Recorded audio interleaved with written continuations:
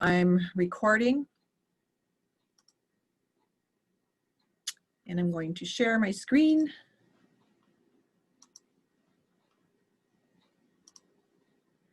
So does anyone know if it, where am I?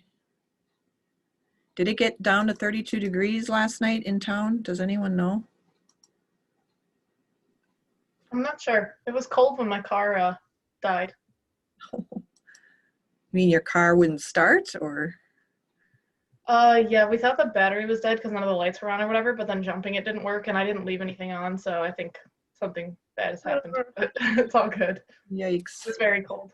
Yeah, I heard the heat kick on several times through the night in the house, and I ran out there, I ran in the backyard late. I don't know, must have been 10. I forgot that it was going to get cold, so I grabbed a bunch of plants that I could and brought them in. But when I went out there this morning, the plants I couldn't get in because they're too big, they survived. So hopefully, I still have some tomato plants producing tomatoes. So hopefully the tomatoes, fruits themselves didn't freeze. Okay, so let's get going. I'm recording and I wanted to get into the second group of mycorrhizal fungi that are super important, especially when you think about the types of plants that we grow for food production. Most of those plants will have a relationship with the so-called VAM fungi. There are some exceptions, especially if you think about apple orchards and orange trees, lime trees. Some of the tree-producing crop species, they often have both ecto and VAM. So VAM stands for vesicular arbuscular mycorrhizal fungi. So now you know why we abbreviate it down to VAM. The other term you can use for this group of fungi is the endomycorrhizal fungi. So you have heard me use that term, I believe, as well. So we have the ectomycorrhizal fungi, the endomycorrhizal fungi, and the VAM and the endo are the same thing. And so when you look at how do they interact physically with the root, there is no thick mantle that surrounds the surface of the root. However, there are hyphae that still grow on the root surface. It's just not this real thick tissue-like growth pattern that you see as what we looked at with the ectomycorrhizal fungi. So it's more ephemeral in terms of the numbers of hyphae on the root. And if you dig up a plant that has VAM fungi associated with the roots, you pretty much strip off the fungal hyphae. It's not tightly associated. And then with both groups, the ecto and the endo or the VAM, they have hyphae that of course extend out into the soil because that's of huge benefit to the plant. That fine, delicate hyphae can go out into the soil, scarf up water and minerals that the plant either physically can't get to or it just can't, the root system is limited in how much it can take up. The VAM fungi are there to really increase the uptake of water and minerals. So the VAM fungi, when they go into the root tissue, they're a little bit more intimate with the plant because, like we learned with the ectos, that the ectomycorrhizal fungi, their hyphae just stays between the cell walls. So you have two neighboring cells in the cell wall space, and the ectos just grow in between that. So it's pretty restrained in that sense. The endo or the VAM fungi, on the other hand, they can penetrate past the cell wall and then they can kind of hug up to the cell membrane, but they can't penetrate the cell membrane. And so remember that cell membrane of the plant, they are always surrounding the hyphae, even if the hyphae can look like they're penetrating into the cell, but they're truly not. They have that cell membrane from the plant surrounding the hyphae to keep them compartmentalized, keep that boundary, so that the plant is really kind of controlling the infection process, so to speak, and making sure that it is a situation where the plant doesn't feel like it's under threat of attack, because then it would kick into its defense mechanisms. When you look at the hyphae under the microscope, you usually have to use, well, you can see it with the light microscope, but electron microscope would be even better. But you can see this under a normal light microscope that we have here in the department. They form these particular structures called vesicles and arbuscules. So now you know why we give them this long word to describe them. So vesicles is just what these are. It's just the fungal hyphae. Once they get past the cell wall of the root cells, they often, the vesicle idea means that the hyphae kind of balloons out into a spherical shape. Instead of staying that long hair-like or thread-like growth, they'll bulge up a little bit into what looks like a balloon, and so we call that a vesicle in the science world. And then if you look up the word arbuscule, that means dwarf tree. And so the hyphae will start to branch repeatedly, and sometimes when you look at it, it does look like this tiny little miniature tree. I'll show you some pictures. And so whoever was the first to describe these, they said, oh, they're forming vesicles. Oh, look, here's some arbuscles. So that's where you get this big long name for this group of fungi, vesicular, arbuscular, mycorrhizal fungi. Not as extensive in the sense of the fungal biomass for VAM because they don't form that thick mantle. They just don't have the fungal biomass associated with each plant is not as big or as abundant as what we see with the ectomycorrhizal fungi, but they're still super important for the plant, okay? So in general, a good rule of thumb to keep in mind is most experts would say about 10% of the root weight is the VAM fungi themselves. Okay, so let's look at some pictures.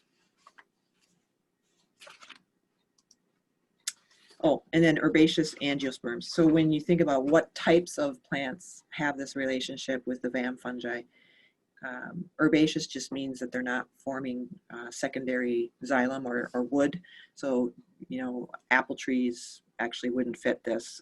Apple trees are not herbaceous. But if you think about corn and tomato and basil and things like that that don't form a woody stem, then we say they're herbaceous. Angiosperms, of course, are the flowering plants. That's a hard word. All right, so here is a picture showing the root in longitudinal view. In the drawing, the hyphae are on the surface, but they're trying to show that it's not this dense growth. But the hyphae are on the surface of the root, and then don't forget that the hyphae extend out into the soil, super important. And then you can see that the hyphae is growing in between cells of the root. And then here, the artist drew vesicles.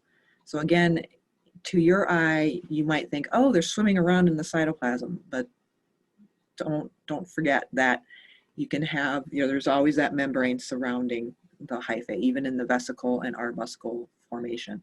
So this is an arbuscle here where it repeatedly branches, the fungal hyphae repeatedly branches, and you get that dwarf tree appearance. Let me show you some other pictures.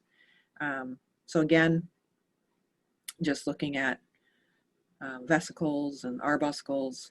All right, so they have studied these quite extensively because so many of the plants that we're really interested in, which, of course, being humans, we need a lot of crop production, a lot of food to eat. And so because most crops associate with VAM, the research on VAM has really taken off because we understand now how important this is. So if you could mute your microphones, please, thank you. So here, unless you have a question, feel free to unmute and ask me a question at any time, okay? Here's an arbuscle, an arbuscle. So here you have this dwarf tree, right? Doesn't that look like a tree? Here's your tree trunk and the thick branches and then the finer branches and the leaves. It really does look like a dwarf tree, but that's all fungal tissue. And that repeated branching like that, it really does increase the surface area. So they think it's done on purpose for absorption and transfer of nutrients back and forth. It's a good design.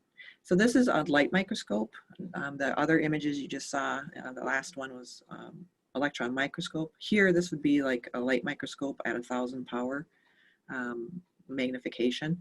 And so here you're seeing root cells, and then you can see the arbuscles are the darker images. All right, so, and there's a way to stain. I've had several students in research projects. They actually introduce VAM fungi into the soil, and then they have to prove that they actually hooked up with the plant, so to speak. And so we have a relatively simple staining procedure to use. It's not terribly difficult in order to visualize. Here are some really nice images of arbuscles and a vesicle. And this is Glomus coronatum, Glomus species. There's many Glomus species that are VAM fungi that are used in agriculture, and they offer them for sale so that you can put them into your garden or your field plot. Some more pictures of the vesicle. They look like balloons. The arbuscles, they look like little dwarf trees. Here's a nice electron microscope of an arbuscle. So really quite beautiful when you zoom in and look at them under the microscope. And again, it's a very intimate association between the plant and the fungus. Lots of communication going on between these two partners so that they are, to initiate this controlled infection, get the partnership established, and then get the flow of nutrients back and forth between the fungus and the plant. All right, so again, comparison slide, just trying to drive home the point that there are some similarities, but there are some clear differences when you look at how they physically interact with the plant and the type of design they have when they grow on and in the root. Do we know, can you hear me? Yes. Do we know, the steps of infection? Like, who initiates it, or, chemically what's happening? Who gets what first? Yeah, so that's an excellent question. That has been that question has been a huge question for years. In fact, when I was working on my PhD, they were just getting into this idea of how do we ask these questions, and there were some newer molecular biology techniques that were coming out, and some specialized gel electrophoresis techniques that were allowing to look for differences in gene expression patterns as you put these two partners near each other. And often that slide earlier in this slide set that showed the Petri plate with this little baby seedling, and then they put down fungal plugs and had them growing toward each other. They would periodically take samples and look for any kind of chemical, like in the agar. So if there was a chemical that was being excreted by the fungus or the plant.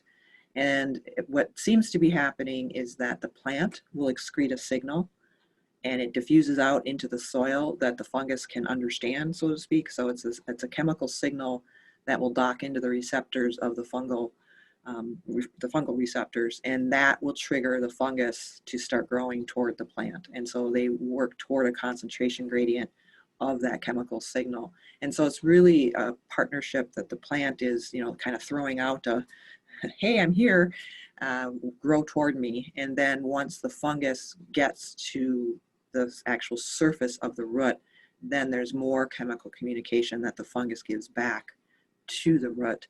And then there's this conversation, so to speak, a chemical conversation that happens that pretty much, says, we're both friends, we both can accomplish something, let's partner up.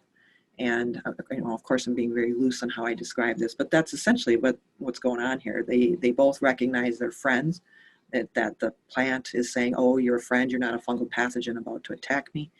And so they can then start to physically interact and establish this symbiosis.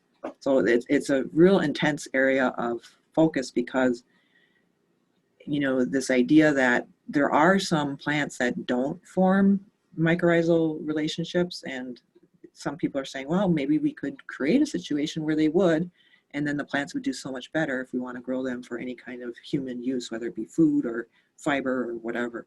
And so they're very interested in this whole, conversation and how this gets started. So it's still an active area of research. It's been going on for a while, but they still are teasing apart the details of it. So I think we've talked off and on here already what the value of this relationship is for both partners. However, in this slide, I put specific mineral down, and it's in a particular order. So when they do studies, they will constantly say, there's literally been thousands of papers published on this where they all say, the mycorrhizal fungi improve nutrient uptake for the plant. And phosphorus is like the key thing. So that's why I ranked phosphorus number first in this list, P and K. So phosphorus, the fungi are really good at getting access to phosphorus that the plant can't get access to because the phosphorus is in an insoluble form. And remember, when something is precipitated out and in an insoluble form, complex with a larger molecular compound, then the plant can't very easily get access to that, and often just cannot get access to it. So the fungi, however, they have interesting enzymes that they'll excrete out, and that will cause the phosphate to become soluble, and then the plant can take it up. So that's a huge benefit for the plant to get access to this rare phosphorus, but also nitrogen and potassium, which are the three big players when you look at macronutrients for the plant. If you ever have purchased fertilizer, it's an NPK bottle or bag of nutrients that you're purchasing. And water, of course. The hyphae can sop up water and deliver that to the plant. So time and time again, there's images of plants that are deliberately left with no mycorrhizae, like what you see on the left here, versus those that are on the right, and how much better they do under that relationship. Let me look at the chat. So the question is, do some pathogens disguise themselves as mycorrhizal fungi to infect the plant? And so with that idea, wouldn't that be sneaky? In my opinion, I wouldn't put it past, because, we have pathogens that attack us that are pretty good at hiding in our body and kind of going cryptic, and our bodies don't notice them for a while. So could a pathogen do that? I would not be surprised. However, I have not read anything that I've come across, although I haven't deliberately searched for that in the published literature, but I have not come across anything where they publish saying that is definitely happening. I would think, though, someone's looking into that. So I'll try to Google it and see if there's anything more out there on that topic. And I guess my opinion is I would not be surprised. Let me just make a note. Okay, so stimulate seedling growth is a big one. And that's just because the presence of the fungus can go so much further out into the soil and get into those cracks and crevices. Excuse me. And then protection too. So the reason I was interested in Cenococcum geophyllum, that ectomycorrhizal fungus, is that it was known to produce chemicals that could inhibit fungal pathogens. Plus it formed, so that chemically it could protect the plant through antibiotic production. Physically, it could also protect the plant, right? Because the ectos form that thick mantle around the root.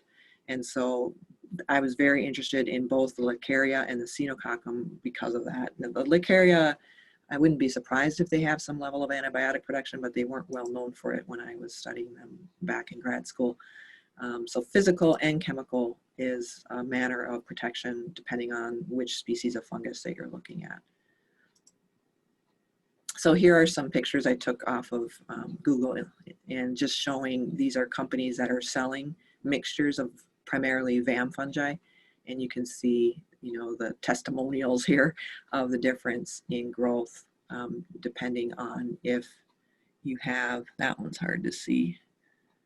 It looks like the right one wasn't treated.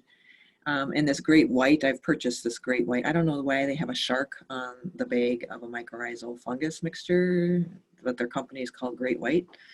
Don't know the story behind that, but I've purchased this before and used it for student research projects, and it does work. So anyways, you can buy these. Amazon sells them. I tend to spike some in to my garden every spring, primarily because my soil, I'm still amending it and trying to get it in better condition for plant growth. So, but some people say, no, you don't need to add that in. There are already mycorrhizal fungi in the soil, but it really depends on the health of the soil. So speaking of the health of the soil, so this I think is a very nice visual, again, trying to get the point across that when you feed minerals to your plant, there's really two ways that you can do this. You can use synthetic or inorganic fertilizers, where you mix up some nitrate in a solution and spray it. And then, yes, plants love nitrate, so they're going to directly take that up. So that's what they're showing on the right. And this is how conventional farming has long been done for decades now, where synthetic or inorganic fertilizers are sprayed into the soil, or they can do a foliar application sometimes where they deliberately spray the foliage and have it soak in that way. But usually it's into the soil system. And you see the roots the plant is taking that up directly.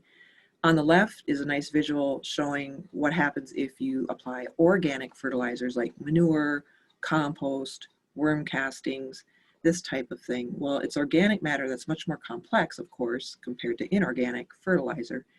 And so it's the microbes' job first to start breaking that down. So the microbes are the ones that are really acting initially on the organic fertilizer. That helps, they use it partly for food, and then of course there's some left over that's just broken down that can then be given to the plant. And so in my opinion, and from the research I've been doing and in the literature, published papers I've been reading, by far, you can get some really healthy plants using organic fertilizers, because what you're doing is when you put inorganic fertilizer into your soil, you're increasing the health of the soil by beefing up your microorganism populations, especially the beneficial ones that are good at breaking down organic matter and then giving it to the plant. And so if you can provide a healthy soil with great diversity of microbes, really active, physically active, physiologically active microbes, that can go a long way toward giving you the end result of a very healthy plant with nutrient-dense portions of the plant that you'll end up eating. And so my research is interested in looking at this interaction between plants and microbes, and how do we better understand this interaction so that we can boost the plant's immune system, boost its growth and yield, and then its nutrient density. And we have several projects ongoing looking at this idea. Okay, so I like this phrase, the saying, we don't grow plants, we grow the soil. The soil grows the plants. And I think that's spot on. That's a great way to think about it. And sadly, a lot of people just aren't aware of this information. They haven't had the education or the knowledge to work with this. So if you have any friends that are into gardening and have never taken a plant class, show them the slide set. Convince them that this is the way to go, that you really need to be a good steward of your soil so that you can then end up with really healthy plants. Because if you eat healthy plants, obviously you're going to be healthier in the end as well. So, and I'd be happy to talk to anyone else who wants to talk about this further. So this is taken from a book. So Dr. von Liebig he's deceased, but the father of artificial fertilizers. So he came up with this idea of using inorganic fertilizers. And this largely happened after World War II, because after the World War II, so many of the chemical companies had been making chemicals to kill people because it was during the war. So they were, thinking up new ways to kill people with different chemicals. Well, then when the war stopped, they're like, okay, now what do? We have all these chemical companies. So then they turned their attention to, instead of killing people, let's kill all the insects and things that are attacking plants. And so that's kind of, in a nutshell, the progression of why we started to see this big upswing in inorganic fertilizers shortly after World War II. And then it's just continued on. And he saw later in life that, when I put organic matter into my garden, my plants seem to do better. And so even the father of artificial fertilizers, he learned, through experience, maybe this isn't the best way to go about fertilizing our plants. But sadly, by then it was conventional farming was well underway, and it's hard to change how things get done, especially when things are done on such a grand, large scale as farming for 6-7 billion people. All right. Almost 8. Almost 8, that's right. We're almost at the magic 8 number, geez. So there is a shift occurring. I'm really excited about your generation of, those of you that are in college right now. I have been seeing a swing in people that are coming to Northern, and the students I've been interacting with that are more aware of this and more wanting to do different methods and open to that idea. In fact, I mentioned Andrew, maybe I mentioned him, my one grad student, Andrew Adamski, took over his family farm, and his parents are retiring, so he's going to take it over, and he's turning it into a permaculture farming system, and he's going to use it to grow food, of course, for his livelihood, but he's also using it as a teaching farm where he's trying to do outreach to other farmers in the area. He lives in Wisconsin, and so he's a great example of someone who went to Northern and is taking what he learned here and really making a difference. So I see change happening, and I'm very excited and optimistic about it. I think we're heading in the right direction in terms of how to grow plants better with a better outcome for the crop that we end up eating. Okay, well, so they had to figure out all these different minerals, right? I mean, somebody had to sit down and go, well, what kind of minerals do plants need? And, we all know that we need minerals. I mean, many of us might take vitamins, for example. Hopefully you're getting them from food, but sad to say, I don't think our food is providing the necessary minerals that we really need. That's a whole nother discussion if you want to ever talk to me about that. I've done quite a bit of research in that as well. But anyways, here we're looking at hydroponic systems, different variations on hydroponic systems. And so when they were doing this kind of research, when they're saying, what do plants need? They turned to hydroponics for this question because soil systems are incredibly complex, super difficult to control all the variables. So they said, let's grow them in sterile water and then just supply these minerals one at a time and see what happens. Like what kind of deficiencies do we, if we withhold nitrogen, so they did all these different combinations of minerals where they would, have a combination, but they'd leave something out. Like, let's leave nitrogen out and see what happens. Let's leave calcium out and see what happens. And so this took years of research to tease apart what are the necessary macronutrients, what are the necessary micronutrients. And so it was all done in a hydroponic setting because it's easily controlled. Here you're seeing the film idea. Here they have it on a slant, so it's a kind of a film. The film of water is what they're alluding to here with the film of water. The top one is just kind of a typical hydroponic where you immerse the roots into a reservoir of water. The film technique is where you pump a film across and the roots have access, but they also have air, which I think is a good idea. We're working on aeroponics. I have 2 different students doing 2 different kinds of aeroponic systems. And here you have fine misters that will mist the solution onto the roots. So they're really getting oxygenated as well as getting, misted with the solution. And then the ebb and flow system is similar to the nutrient film, where you have a pump again and it's recirculating through the system. So these are commonly used. And the indoor ag program that we have up and running right now, this is the first semester at NMU. The lab is located down in the Jacobetti complex, and we have we have a nutrient film, we have aeroponics, we have straight on hydroponic. I think we have an ebb and flow as well, and then we have an aquaponics tank as well, where we were going to grow fish and plants together in the aquaponic system, but now we're leaning toward shrimp or prawns instead, because they're going to be easier to work with overall. So we are still working that one out. So anyways, as they were doing all this research, and they're like, what minerals do they need? They were using these types of systems. And some of you, I'm sure, have used some of these already just for fun.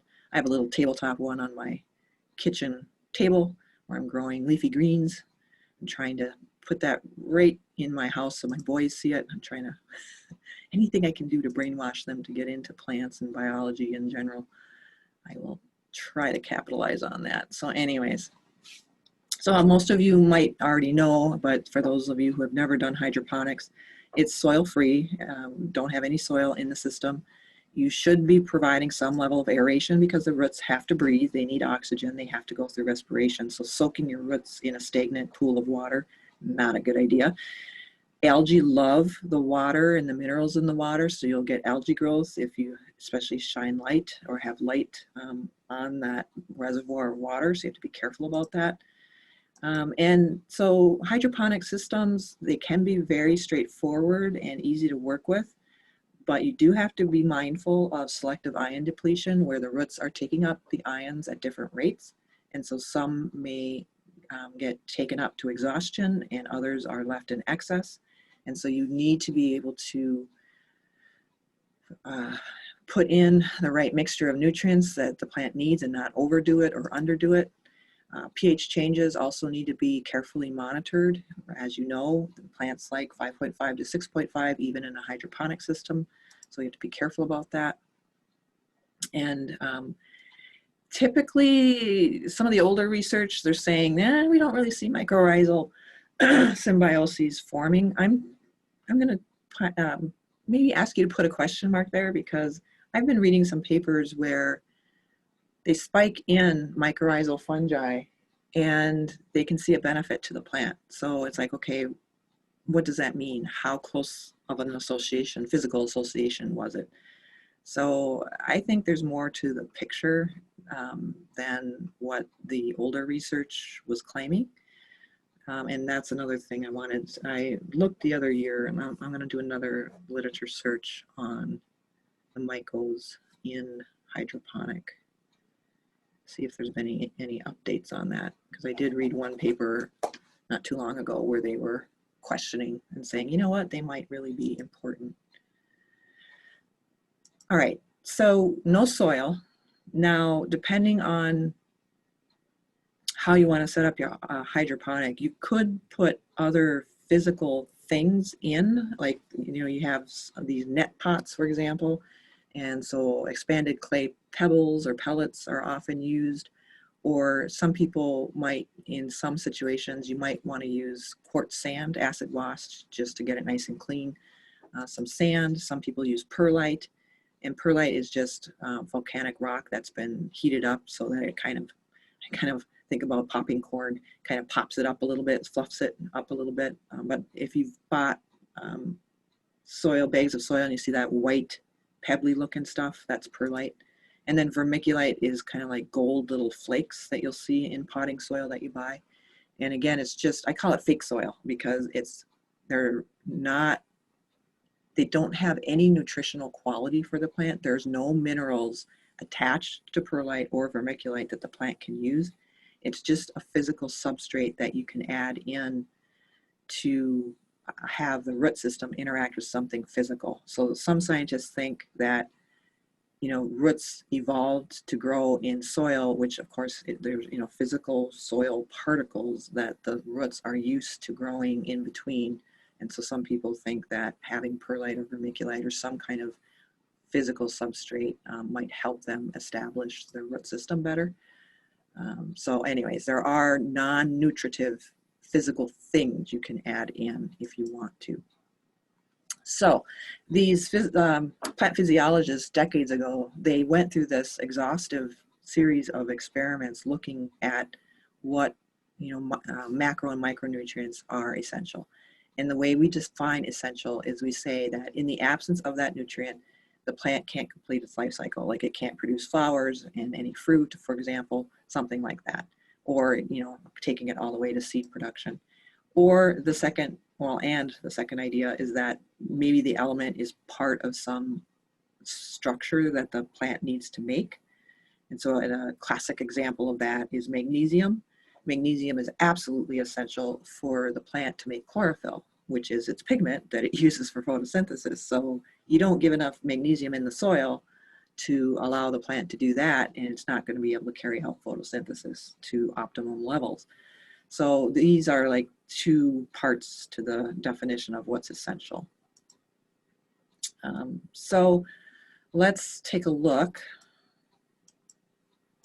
When we say macro, macro means large. We just mean that these are the nutrients that seem to be needed at high levels for the plant to be successful. And they're usually part of the building blocks of the plant body. Somehow they're involved in building some part of the plant.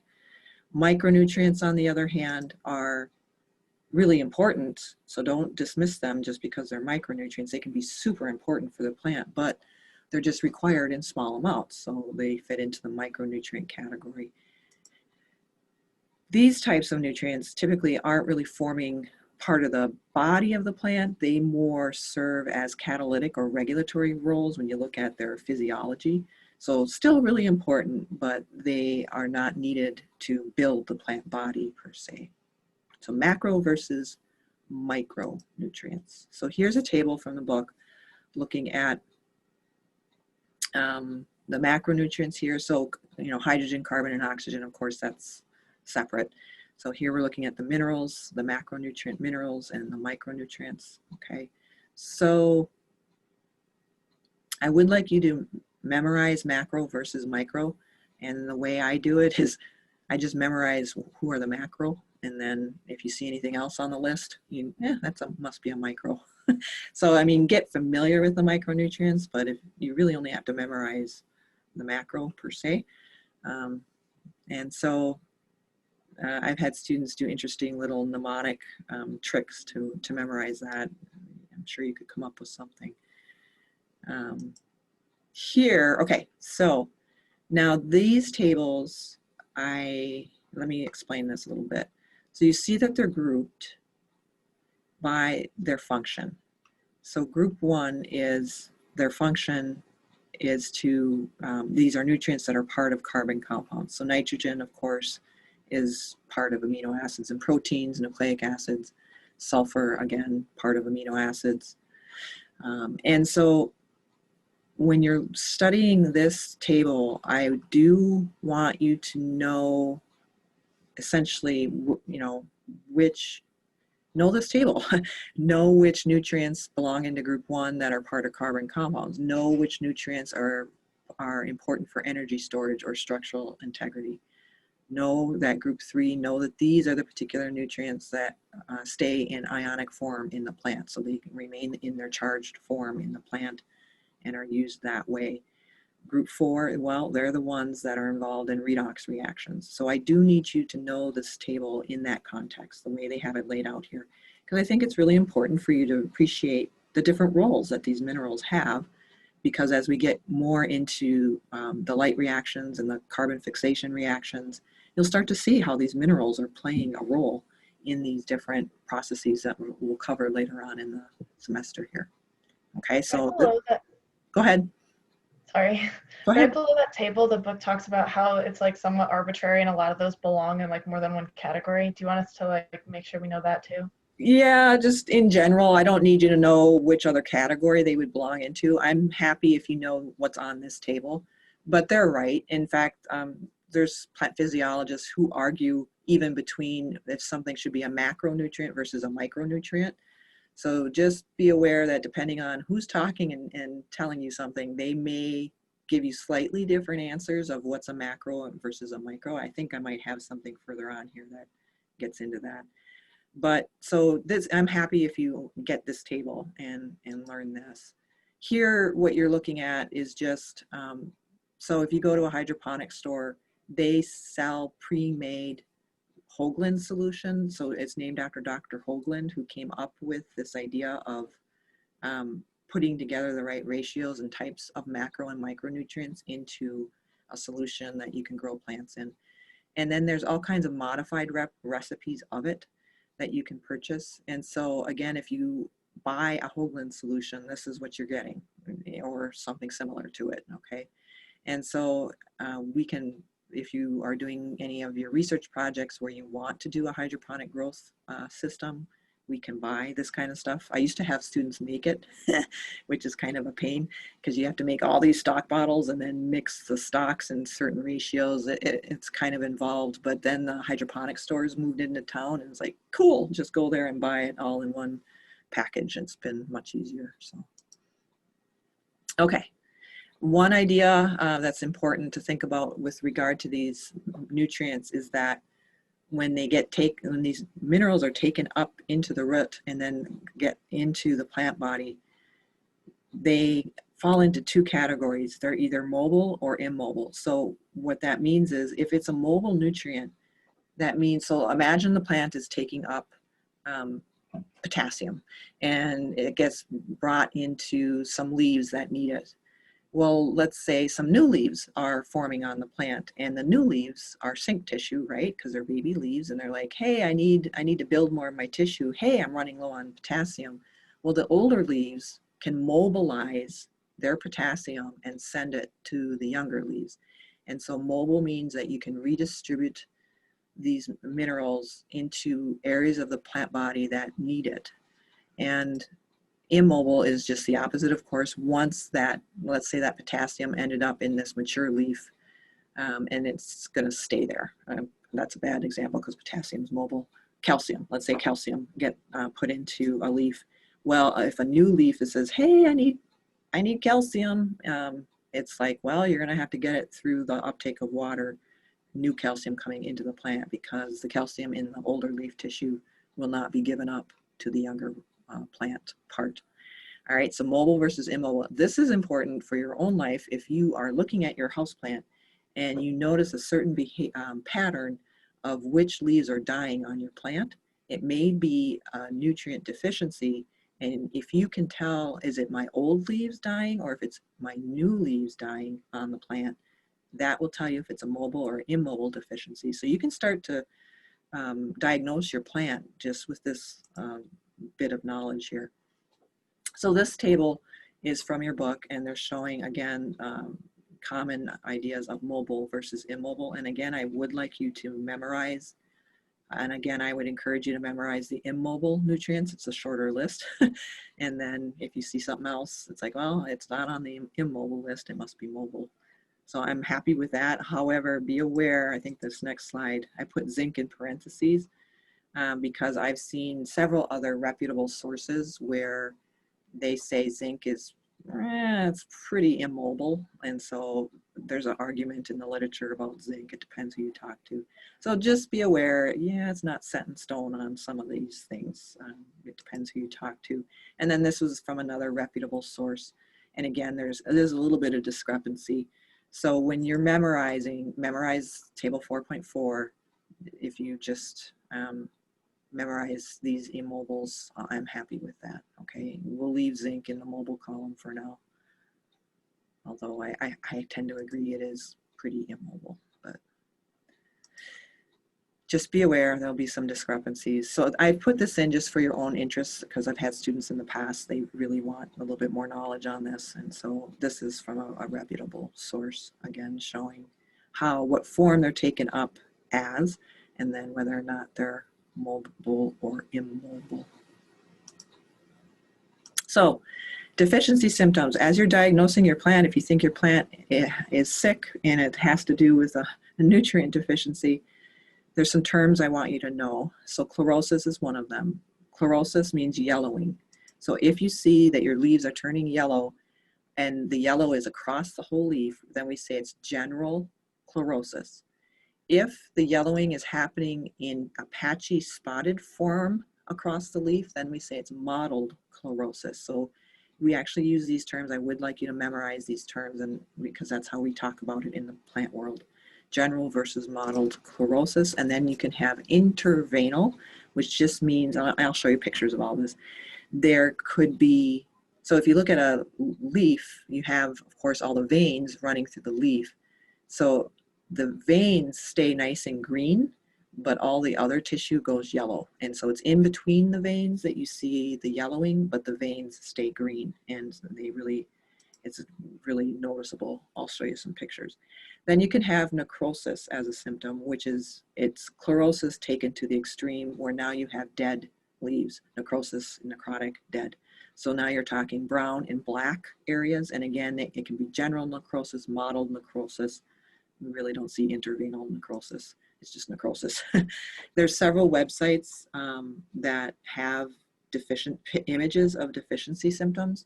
if you are curious and want to actually see that, you can find that. The book has some, and then there's some other websites I could point you to if you're interested in looking at these deficiency symptoms. But by the way, they offer a whole PhD program in essentially becoming a plant doctor. You're like an MD for plants. You learn how to diagnose diseases of the plant, and so all of this, what I'm telling you, would be part of your training. I think it's a 4-year PhD program. I think the first one originated in a university down in Florida, which is needed. We need people who are can do that, because there's a lot of different pathogens that attack plants and cause billions of dollars of damage to our food industry alone. Anyways, so here we're seeing a plant with a variety of different symptoms, a poor thing. And so the mottled chlorosis, general chlorosis, and then, you know, the older leaves are toward the bottom of the shoot, the younger leaves are toward the top. So if you're looking for deficiencies, you have to look at the whole plant body and say, where are the deficiencies showing up first? Is it in the older leaves or in the younger leaves? And that will tell you whether or not it's mobile or immobile. So general chlorosis on the left, mottled chlorosis on the right. This is with no nitrogen. Here's a nice intervenal where the veins really pop, they stay green, but all the rest of the tissue is going chlorotic. All right, and so when you look at bags of fertilizer that you buy, you know, those pictures, that one picture was showing a lack of nitrogen. When you look on most fertilizers, it's an NPK fertilizer, nitrogen, phosphorus, and potassium, and they'll do it in different ratios. So this is just for your own, if you've never actually purchased these or don't know what any of this means, this is a good explanation. So the ratios of these three can vary, but essentially it's NPK. And then there are some other fertilizer bottles you can buy that has some other stuff as well, but this is the classic type of fertilizer that you would buy in a store in liquid form or in solid form. It just depends. Okay. Well, now what I'm going to do, we're running out of time. What I will do next is I'm just going to walk you through some of these slides, and the rest of the slides are for you to study off of. So there are several slides beyond this nitrogen slide that I want you to know, but I'm only going to walk you through a couple of them, and the rest I think are just, once I explain what some of this means, the rest are self-explanatory. So let me just finish this one in case you wanted to get going on studying over the weekend. So how do they take up nitrogen? Plants take it up as nitrate, mostly, some as ammonium, but mostly nitrate. And of course, if you look on that table, nitrogen is super important for the body of the plant. And if you deny a plant nitrogen, you'll get severely stunted growth, and the growth slows way down, and you'll get general chlorosis. And nitrogen is a very mobile nutrient. So that means if a baby leaf is starting to form and it's saying, I need more nitrogen, a mature leaf will give it up. It will send its nitrogen to the baby leaf. So that means if you're looking at a plant and you see the old leaves look generally chlorotic, it could be a nitrogen deficiency that you're seeing. Sometimes with nitrogen, and there's one other, you all see this weird pigmentation start to show up when there's deficiencies. And so on the stem tissue, the underside of the leaf, or the leaf stem, that's what we call a petiole, you'll see this weird purpley red pigment starting to show up. That's an actual visual sign that it's going through nitrogen deficiency. And then it can also mean a phosphorus deficiency, it depends. So looking for that kind of weird pigmentation that normally isn't there, and all of a sudden you start seeing it, that's another thing that you need to be looking for as well. Not all plants do that, by the way. Only some do this anthocyanin accumulation. Okay, so that's how to interpret these slides. I'll get into more of these now on Monday. We'll get into more of these and finish the slide setup. Questions right now? Anything? What does the Na stand for, the lowercase na? Oh, Amino Na acids, is proteins? nucleic acid. So A is amino acid, Na is nucleic acids, and then CHL is chlorophyll. Any other questions? Okay. So could the um nitrogen is needed for the chlorophyll. Is that why there's like bog plants are usually red, so there's less chlorophyll and more keratins? Yeah, bog plants often have reddish, orangish hues. I also think that might be because when you're out in a bog, you're not being shaded at all. You're in full sun pretty much all the time. And so often they'll produce extra carotenoid pigments, which are often orangey color, um, to essentially as a sunscreen, for lack of a better analogy. It's kind of like a sunscreen for them. It helps them deal with too much sunlight. But yeah, bogs don't have a lot of nitrogen in them in general, right? I mean, that's one reason why we see carnivorous plants showing up there, so that they can eat insects that have a lot of nitrogen. So that might also be playing a role. Why you also see those other pigments showing up too. Yeah, I wouldn't doubt it. Other? Oh, I have a question. Yeah. So you know how Marquette's been raising the pH of the water, like a lot of cities have, to like make sure the pipes don't corrode?